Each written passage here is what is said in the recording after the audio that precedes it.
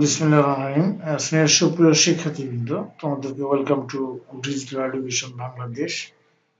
আজ আমরা শিখব কর্মমুখী প্রকৌশল শিক্ষা 2 সপ্তম শ্রেণী ভবেশালা রচনামূলক প্রশ্নোত্তর। পৃষ্ঠা নম্বর হচ্ছে 95 তো এখানে 5 নম্বর প্রশ্নটি ছিল রেফ্রিজারেটর ও এয়ার কন্ডিশনের মধ্যে পার্থক্য তুলনা করো। উত্তর হচ্ছে রেফ্রিজারেটর এবং এয়ার কন্ডিশনার উভয়ই তাপমাত্রা নিয়ন্ত্রণের যন্ত্র, তবে এদের কাজ ও ব্যবহারিক উদ্দেশ্য ভিন্নতা রয়েছে। নিচে তাদের মধ্যে প্রধান পার্থক্যগুলো তুলে ধরা হলো। এটা একটা রেফ্রিজারেটর এবং এটা হলো এয়ার কন্ডিশনার। চিত্রে দেখানো হলো। এদের পার্থক্যগুলো হচ্ছে যে বিষয় রেফ্রিজারেটর এবং এয়ার কন্ডিশনার। প্রধান উদ্দেশ্য হলো খাবার, পানীয় বা অন্যান্য সংরক্ষণযোগ্য জিনিস ঠান্ডা রাখা।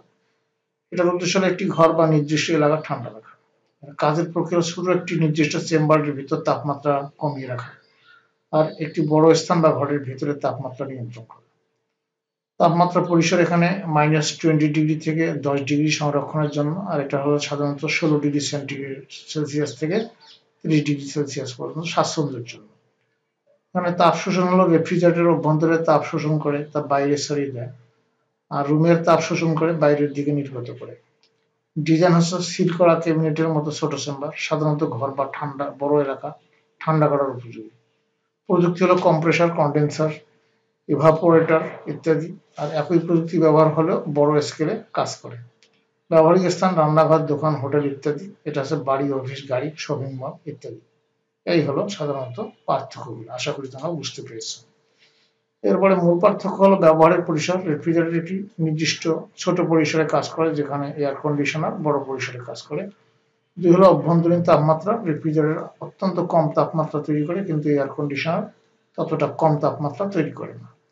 লক্ষ্য হচ্ছে রেফ্রিজারেটরের লক্ষ্য খাবার সংরক্ষণ, আর এয়ার কন্ডিশনার লক্ষ্য হচ্ছে মানুষের জন্য আরামদায়ক পরিবেশ তৈরি করা।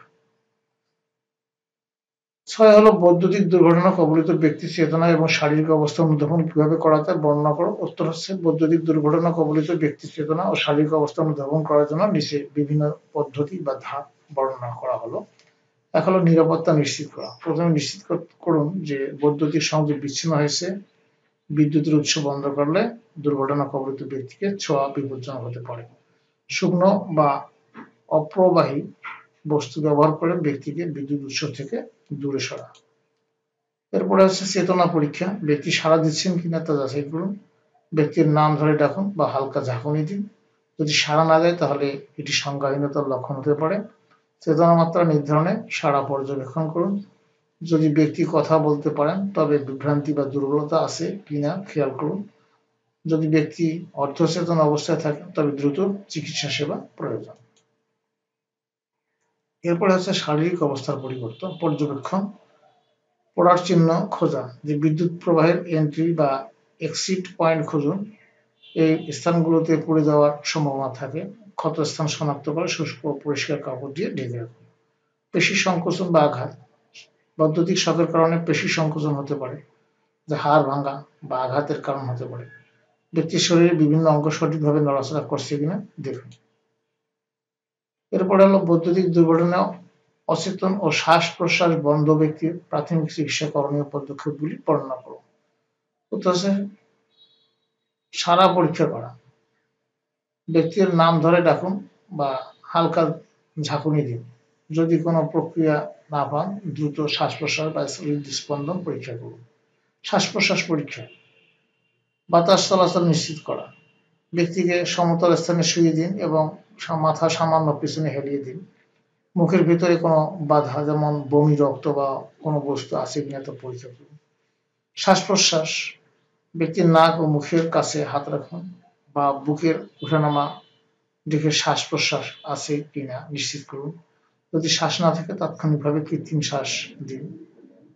এরপরে হৃদয় স্পন্দন পরীক্ষা। গলার ধমনী বা কবজির পালস পরীক্ষা করুন। যদি পালস না থাকে দ্রুত পিসিআর শুরু করুন।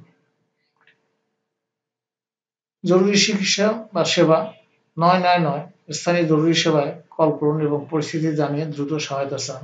চিকিৎসক বা প্রশিক্ষিত কর্মীরা আসার আগে পর্যন্ত পিসিআর চালিয়ে যান। সিপিআর হলো, এখানে সিপিআর ধাপ সিপিআর প্রদান করতে হবে। এই ধাপগুলো হলো ব্যক্তিকে শক্ত ও সমতল স্থানে রাখুন, বুক চাপ প্রয়োগ করুন বুকের মধ্যে, চাপ প্রয়োগ করতে হবে। এর নিয়ম আছে, 1 নম্বর হলো ব্যক্তির বুকের মাঝখানে হাতের গোড়া রাখুন, অন্য হাত দিয়ে শক্তভাবে চাপ দিন। প্রতি মিনিটে প্রায় 100 বা 120 বার চাপ দিন। প্রতিটি চাপ প্রায় 2 ইঞ্চি গভীর হতে হবে। কৃত্রিম শ্বাস, এটার 1 নম্বর হলো 30 বার বুক চাপা দেওয়া, পরে ব্যক্তির নাক চেপে মুখ দিয়ে 2টি শ্বাস দিন।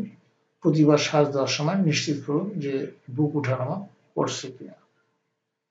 তো তোমাদের সবাইকে ধন্যবাদ। নেক্সট ক্লাসে পৃষ্ঠা নং 127 রচনামূলক বা প্রশ্ন নিয়ে আলোচনা করা হবে।